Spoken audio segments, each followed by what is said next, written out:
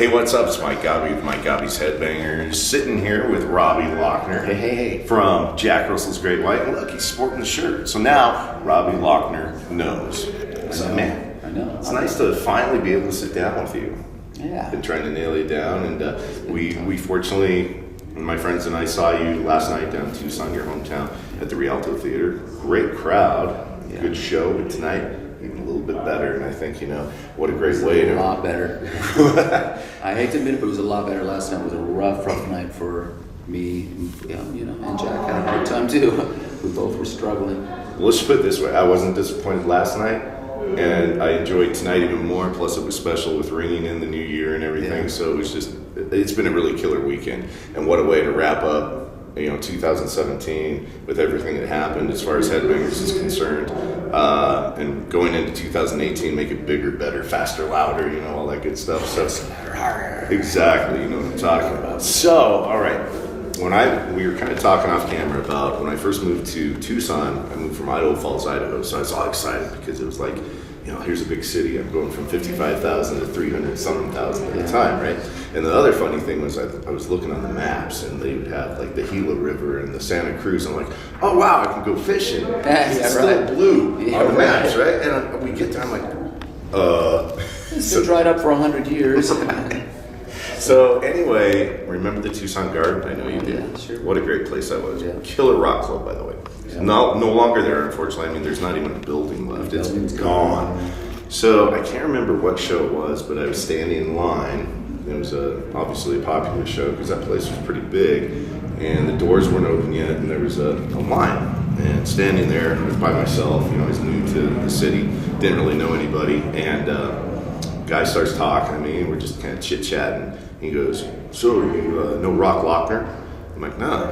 I'm like, I just moved here. Oh man, Robby Lochner, he's like the next Eddie Van Halen and everything. So already, and on the one hand, I'm sure that's a great compliment, but on the other hand, I know guitarists want to have their own identity, their own style and stuff, but I mean, to hear that, I'm like, oh, I gotta check this guy out, So already, and that was 1986, it's probably 87, I think, the first time I went to the Tucson Garden, but you guys were already a staple and a big name for Tucson. So maybe you could elaborate on that since I came in. Yeah, no, the Tucson Garden originally was called the Roxy.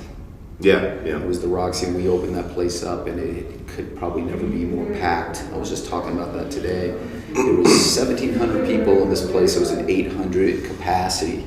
So it was over double, and I remember coming in through a back door to get to the stage, which was probably 40 feet away, and it would take 20 minutes. It was like the old school concert. Trying to get through was ridiculous, and it did really well as the Roxy. But then Mark Newman, who owned the place, went into business with another guy, and they changed the name to the Tucson Gardens, and everybody remembers it as the Tucson Gardens. And to me, I kind of think of it as the Roxy. It was just kind of, it was pretty, when it was new and it was an exciting thing. But the band, we opened up that venue and played it until it was gone. But Rock Lochner was around from 81 to 91, 92, something like that, before I, took off to California. Well, okay, so I know the history of the Roxy because I actually worked there. That was my first bar gig as a dorm. I started January of '89, worked up until the day it closed, and then became, I think, Coyotes, the country bar. That's what I think it morphed into. I think it was the other way around. I thought it was the other way around because originally it was Rockefellers over on Speedway, which became TDs and probably is still TDs. It is TDs East, yeah. Okay, so that was Rockefellers, and rock was getting so popular at that time, and country was really going down, and that bar was a country bar. And I thought it was Coyotes, but I can't remember. It might have been the Outlaw. No, it's the Outlaw. That's it. Okay, I'm pretty sure. That could be correct, and then they swapped.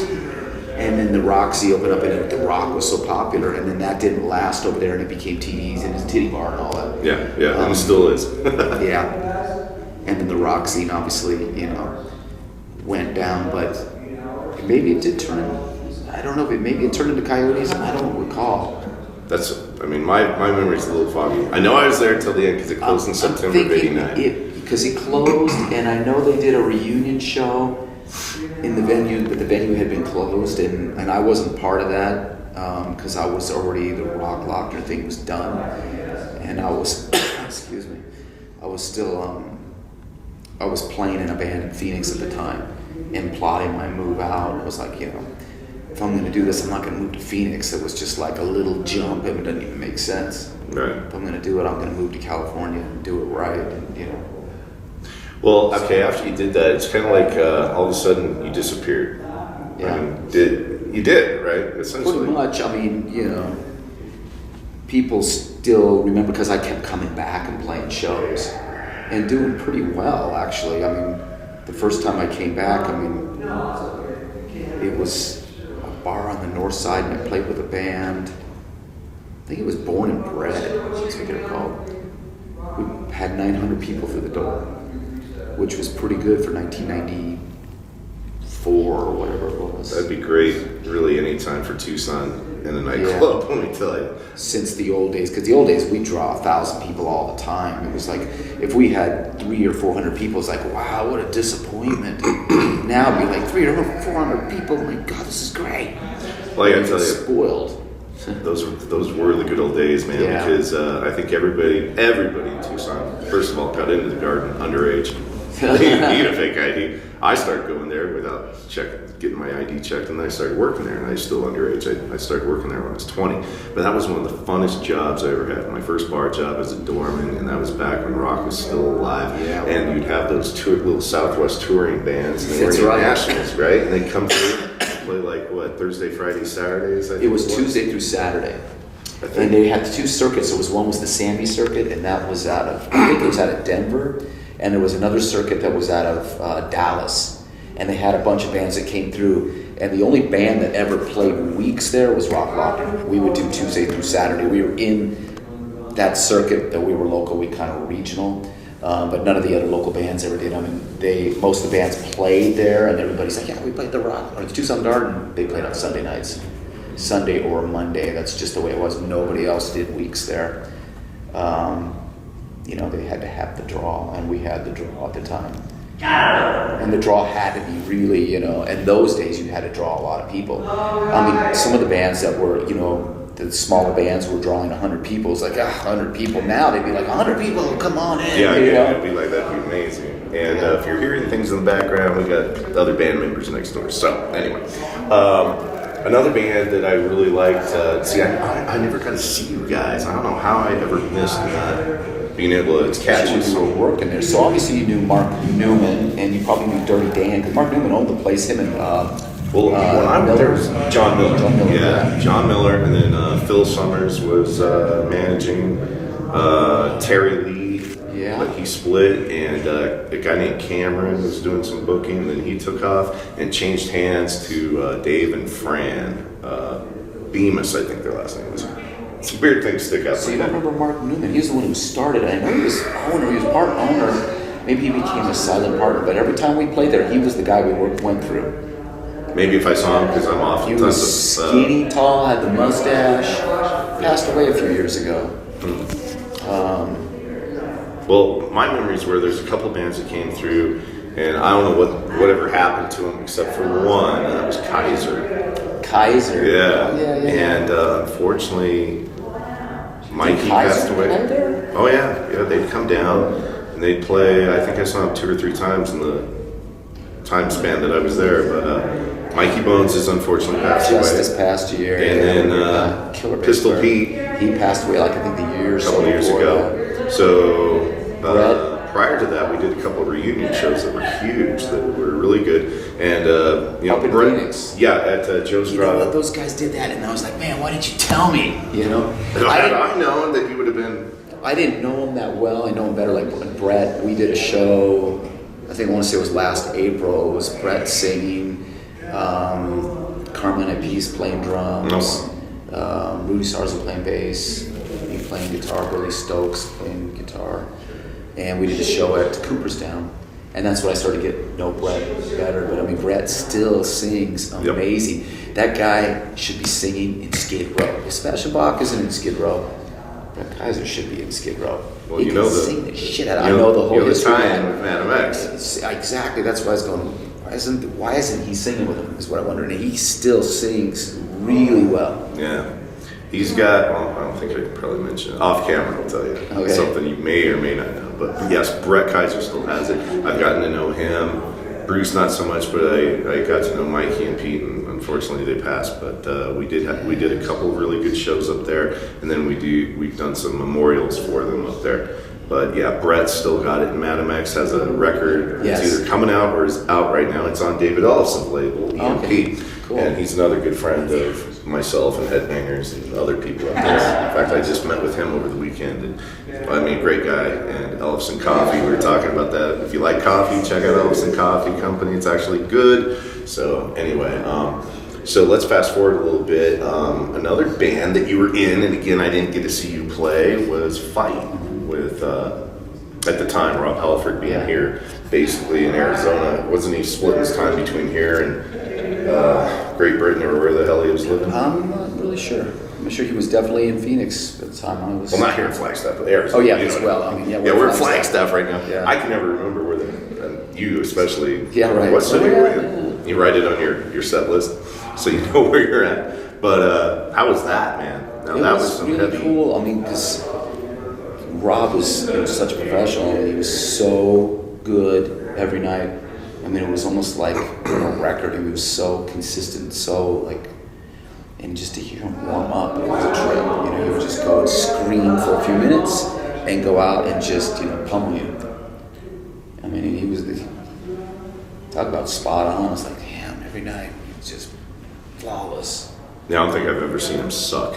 Yeah. Ever. And he just played Alice Cooper's Christmas Pudding, which is a yearly little variety show that Alice Cooper puts on and benefits his Solid Rock Foundation or whatever it is that he does for the kids. So at this particular one, he had Halford on vocals, Ellefson was on bass, Slash came out on guitar, Ace Frehley came out, Nice. Glenn Sobel from Alice Cooper was on drums, Nita Strauss on guitar.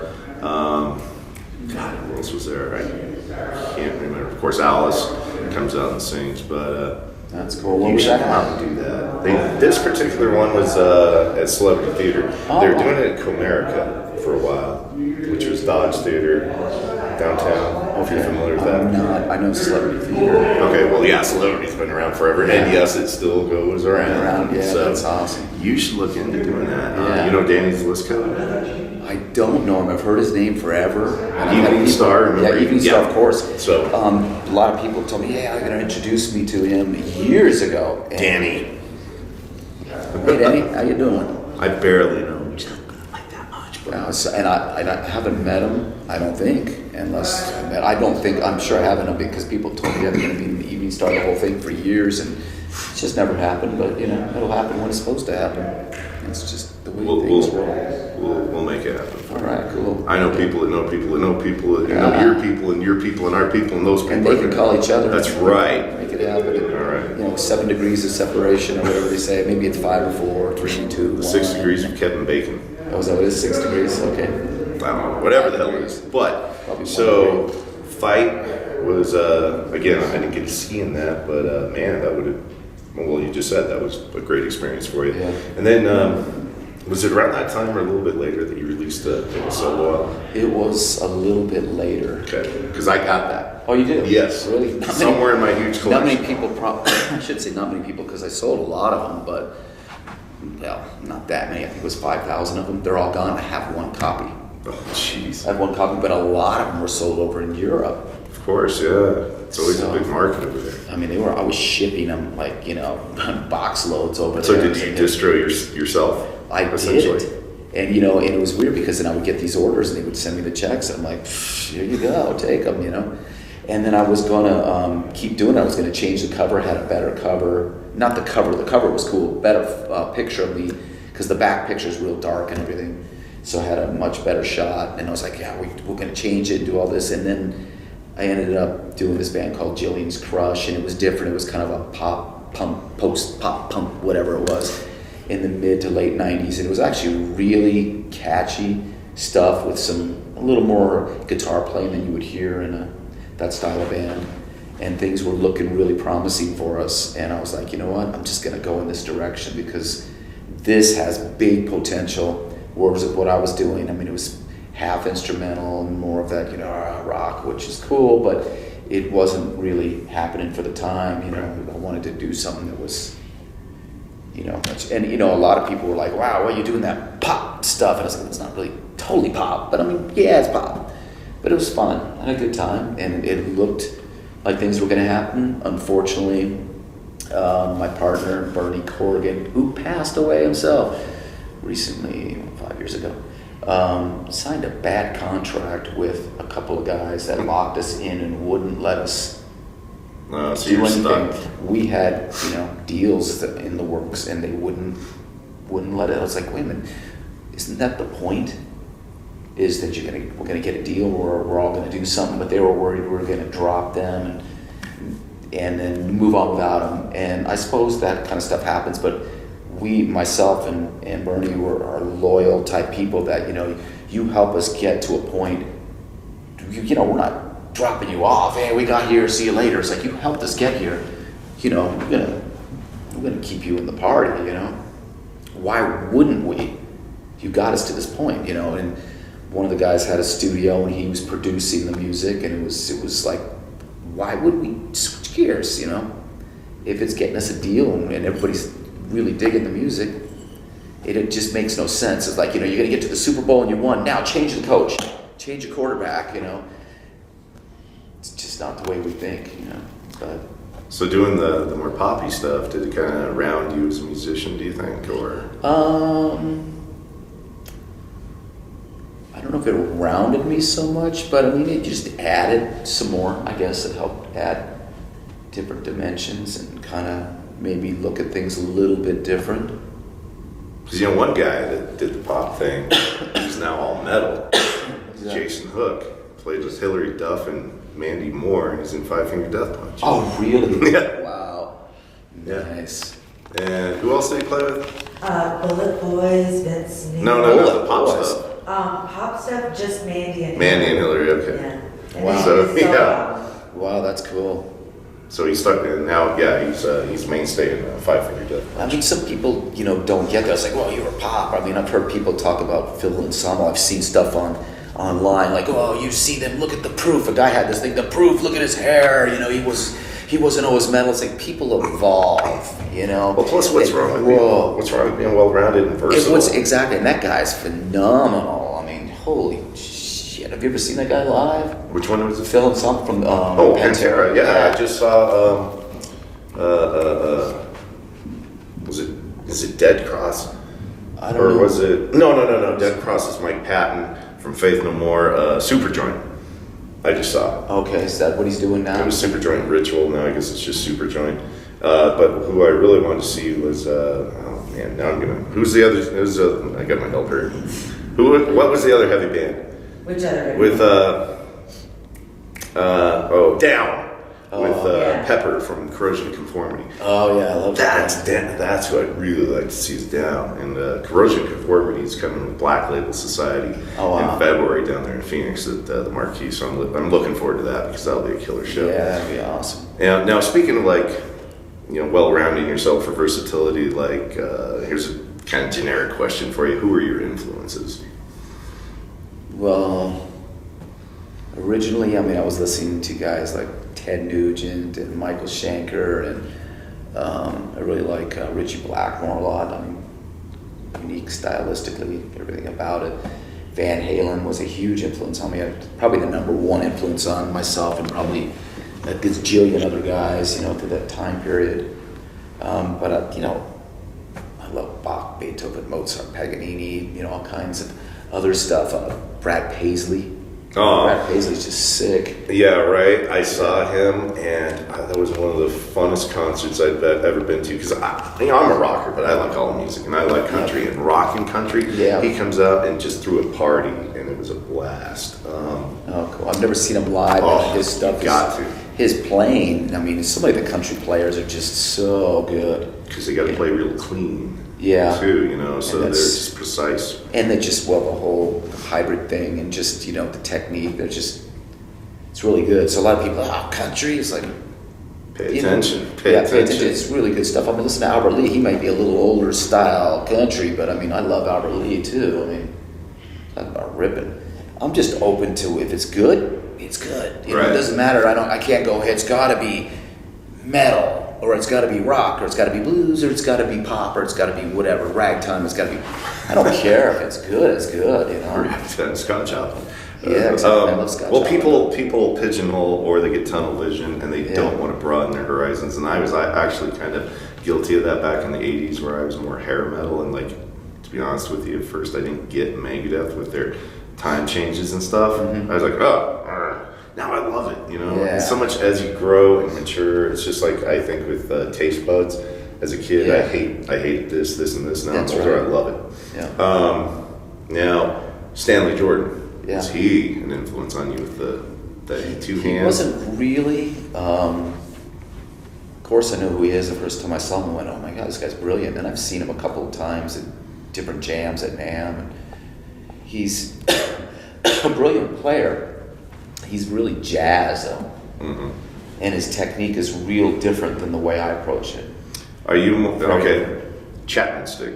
Chapman stick. I play the chapstick really well, but Okay. Chapman stick. Sure. I saw a guy on 4th Avenue Street Fair play one of those, and I didn't know what it was at the time. Yeah. I was like, and if you don't know what it is, you can explain it, but it's amazing. Yeah, it's just more expanded instrument than, you play it like you would tapping, but it gives you more freedom for notes because there's so many strings and so Because much. one side is like the bass, Yeah. and the other side is Treble. It's nuts. I've seen, the first time I saw it was at a NAMM show. I was going, oh, okay, this is pretty cool. I mean, very different than trying to do it on 6 strings because you have to think your way through, different. You don't have the access to so many notes and so many strings that, nothing's in the way of each other. Well, what you were doing in your solo, if you haven't seen him, oh my gosh, pretty amazing stuff. A lot of styles in there, musical styles, at least to my ear, from what I was I watching. mix it up a little bit. I'd like to mix it up a little more, but you kind of limited it on time. I mean, how much, it's like, oh, okay, I'm going to do this for 20 minutes, and I'm going to Segmented. Yeah. And then it's the Robby Lochner show, but hey, nothing wrong with that. Have you ever thought about, well, G3's kind of, it is what it is. Yeah. And there's really not probably a lot of room or a market for more stuff like that, at least not these days. Yeah. But if you're invited, would you jump on something like that? Well, sure. Yeah, of course. Because this one coming around is Satch, John Petrucci, and Phil Collin of Def Leppard. Wow. Which is pretty amazing because I never really thought of Phil Collin as a shredder or, a guitar virtuoso. You don't think that way, but go see him live and Yes. Okay. Yeah, exactly. Because Yeah. I got to be honest, I saw Def Leppard about 4 or 5 years ago, and he smoked Vivian Campbell. And Vivian Campbell was one of my favorites growing up in Dio because he was Gary Moore influenced. I love Gary Moore, I mean, Vivian did a solo during Love Bites, an extended solo. His tone was amazing, but Phil smoked him throughout the whole show. So I was like, that dude. So now it makes sense to me. But Vivian is doing that last in line thing. Yeah. And I've seen some YouTube video of it, and I wanted to go see him because it looks like he's having a blast playing all that Dio stuff. We again. played a show in, I want to say it was Ohio, I think it was. And they were on before us. And I was going, why are they on before us?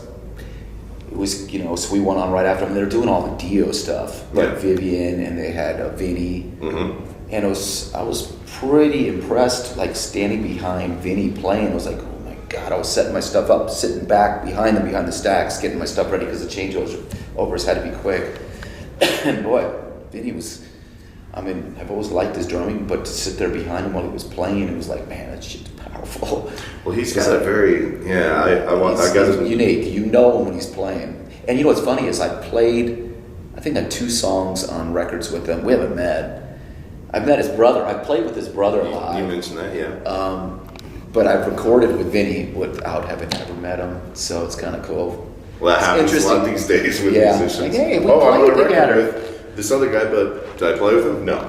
But it's interesting that I played with Carmine twice live, and I've recorded with Vinny twice.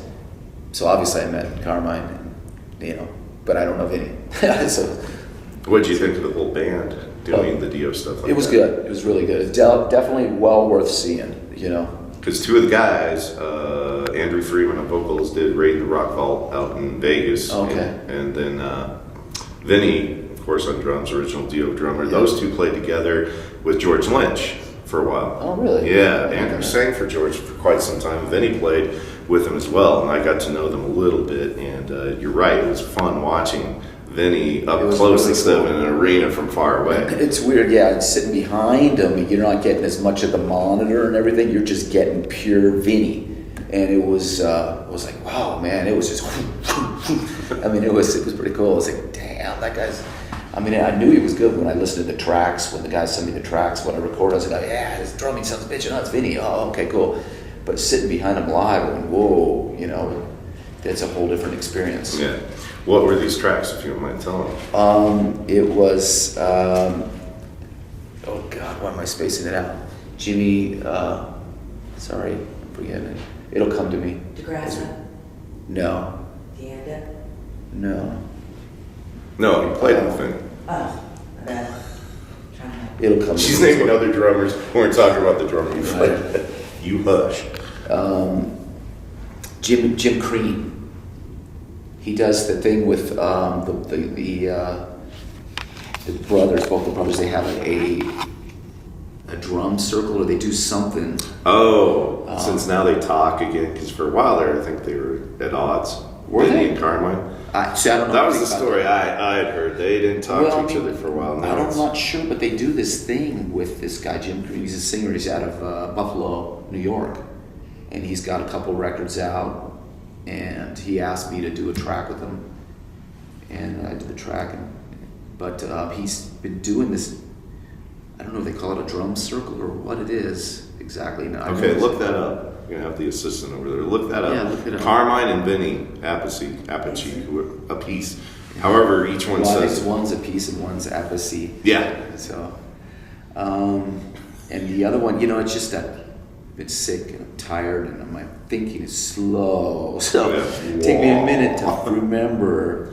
Well, we'll get her on that. Let me ask you this. Have you seen that Dio hologram thing that's going on? I haven't. Okay, look it up on YouTube. I was kind of excited about it at first, but now I'm like, it's kind of creepy. Is it? And they're all, you know, Wendy Dio's behind it, and it's not about the money, and Craig Goldie and Simon Wright, I think, on drums. And I don't know. I guess it's up to the person who wants to go or not to see it, but what I saw, probably wouldn't go. But I don't know if you, well, you said you haven't seen it, but check it out on YouTube and see what you think. It's kind of weird. Well, they did it with Elvis, right? Well, they did it with Tupac, too. Oh, okay.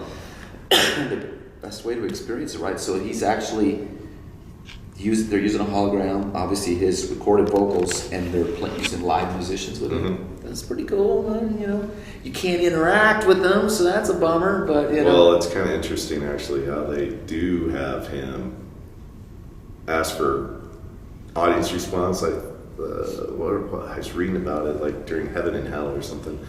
Is that getting the audience to do something? They're doing it. So just think of it this way: you can come back as a hologram. Now let's fast forward to when you joined Jack Russell's Great White. How did this all come about?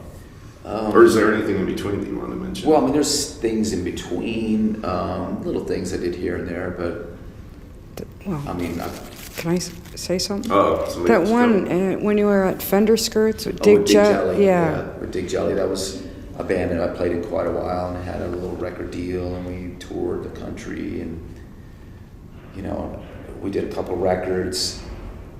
I still would like to do stuff with them, but I'm so busy, I just can't really. I mean, I've got a whole album's worth of music sitting in my studio waiting to finish, and I've just been so busy I haven't been able to finish it.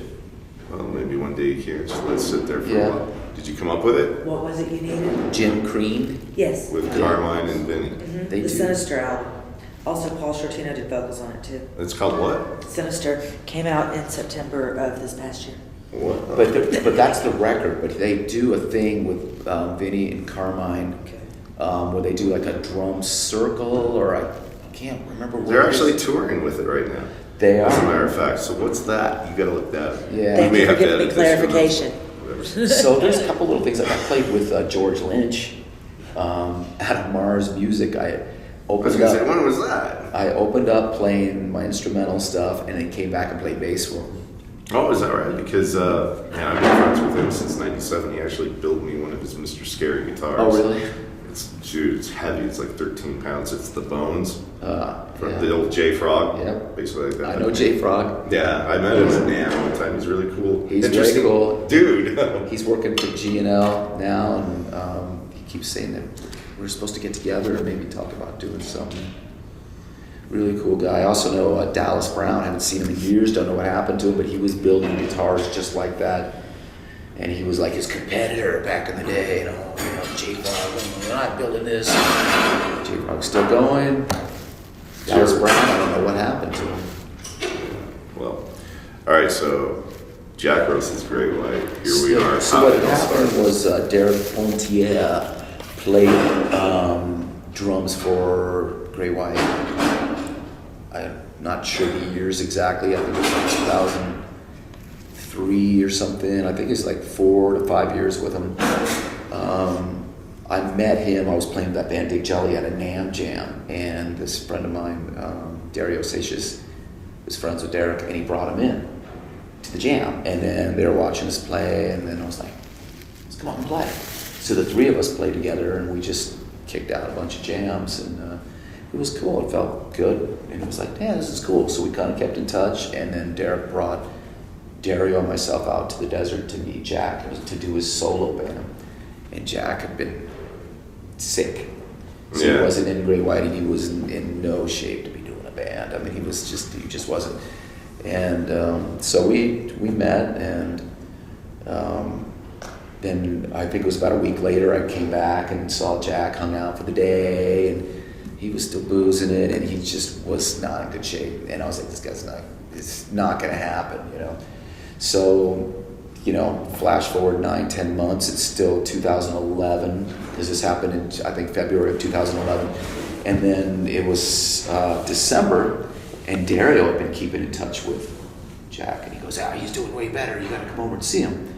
So this time, he's not living in the desert anymore, or Palm Desert, wherever. He's living in Redondo Beach, and now he's married to his nurse, and Heather, and they're living on a boat. And so we go over there, and it's like, hey, you know, you gonna walk in? He goes, I think I remember you. I'm like, that's nice. So he didn't even remember me, even though we hung out and stuff. You know, that's how he was pretty messed up. So, but whatever. So we hung out and we're talking, and he had already done a photo shoot with a group of guys he was going to use for his solo band, and then they started doing shots where they cut one guy out. I guess he was drinking too much. And that's when Dario convinced him to get me in the band, and then I guess the rest is history. So then that night, he goes, you know what? He goes, forget the soul band. He goes, screw the other guys. I'm firing them. I'm doing my own version of Great White. Do you want to play in the band? And I was like, yeah. I mean, I was kind of hesitant, like, we'll see. Let's see how this goes. But I mean, it just started kind of like, it took off, and it was kind of like everything started happening like it was supposed to. You know, every little detail of every little thing that led us to where we're at felt like it was really guided by something beyond us, you know. And it was like, and here we are. Well, past 6 years later, so. I've had the opportunity to see Great White back in the day, at their heyday, pretty much. I saw them with Winger and Cinderella. But Al Pitrelli was on guitar, Yeah. because Mark Kendall hurt his arm or was sick or Yeah. something.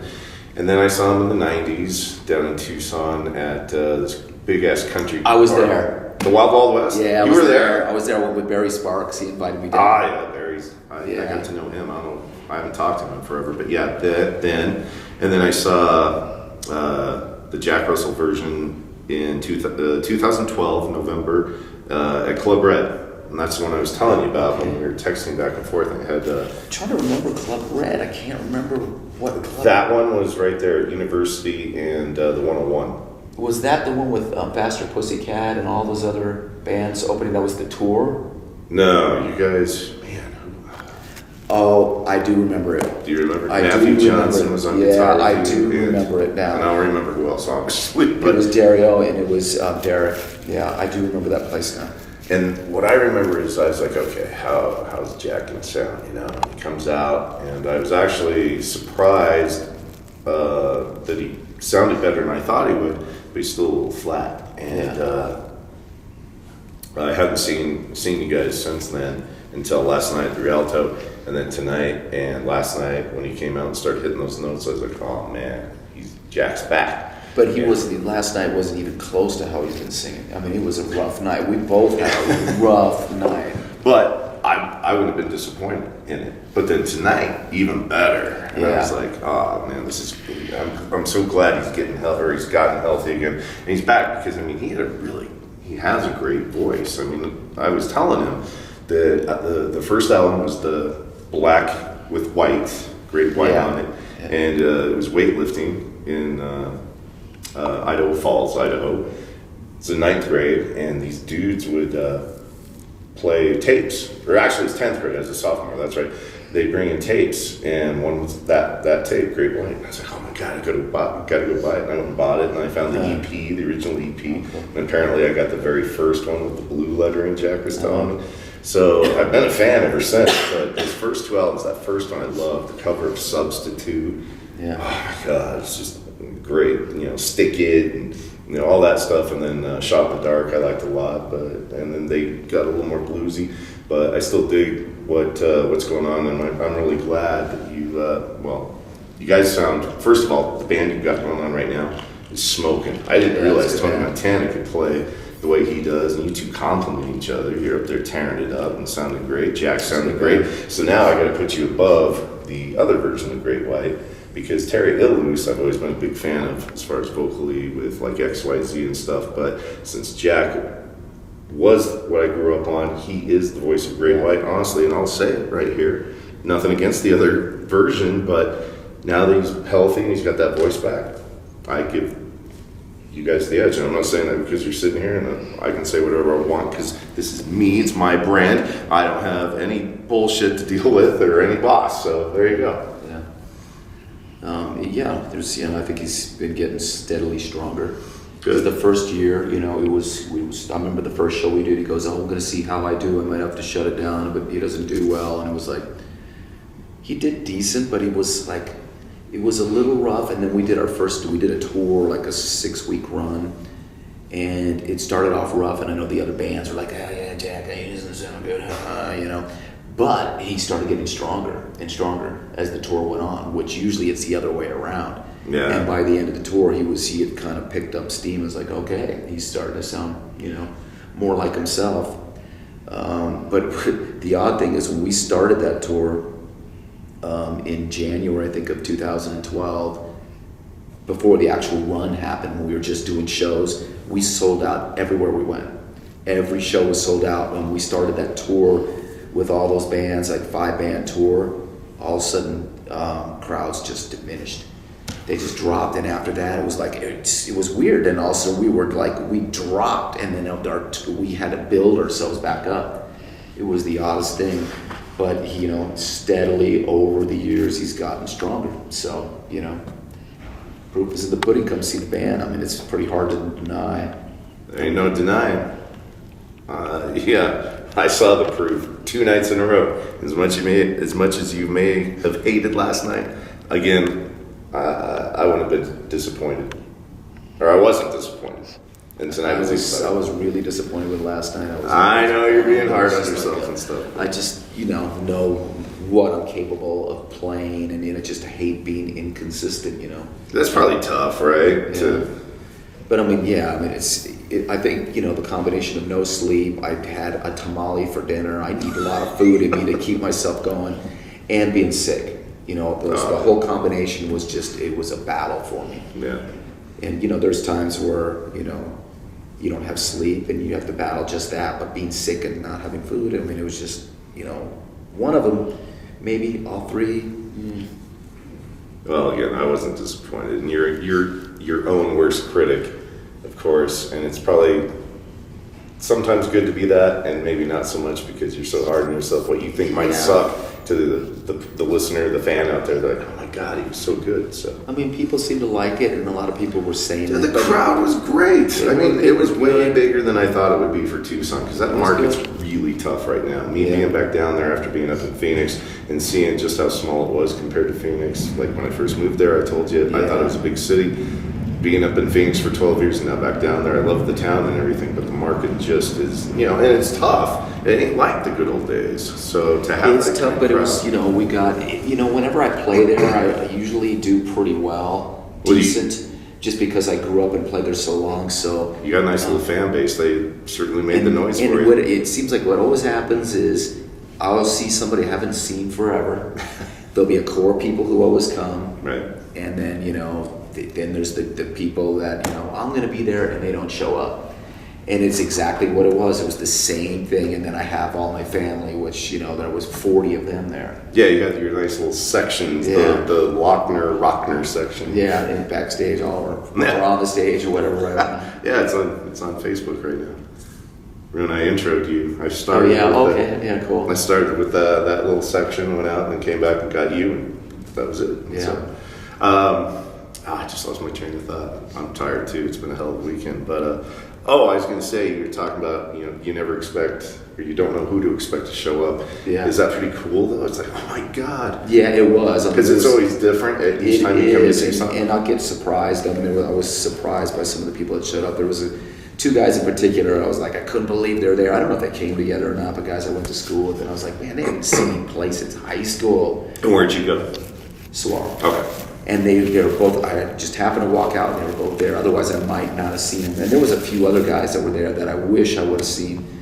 But I mean, these two guys, I'm like, oh my God, this guy Jay Kelso and Greg Stutz. I'm like, what? You guys are here? I was like shocked, And we took a picture and I was like, oh, I wanted to hang out with them more. But I was like, oh, you just limited on the time. But it always seems like there's just somebody who will pop up you haven't seen forever. Well, that's gotta be cool. And there was quite a few. But I didn't see as many of them as I would have liked to. There was a few other guys I saw. I was like, wow, you're here too. And it was, it's great to see everybody that comes out, no question. Even the ones that come out regularly, it's like, of course it's great to see them, Yeah. But you get a little more shocked when there's somebody you haven't seen forever. And it seems like every time there's somebody else, you go, wow, Okay, if Robby Lochner's in town, you come see him and make yourself known, okay? Don't let him know after the fact, and then he's like, oh man, I wish I'd seen you. So, right? There you go. Exactly. You're going to throw that out there. Yep. Well, speaking of time, thank you so much for taking the time to do this. Sure. Like he was saying, he ain't lying, he was sick. Yeah. Playing with the flu or doing anything when you got the flu, you don't want to do anything. You want to lay in bed. So, thank you for this. Really appreciate it. Yeah, and thanks for sporting the brand. For the shirt. It fits well. One of the reasons I got this brand. So, by the way, they are available to purchase. So, anyway, I'm Mike Gobby with Mike Gobby's Headbangers. Excellent.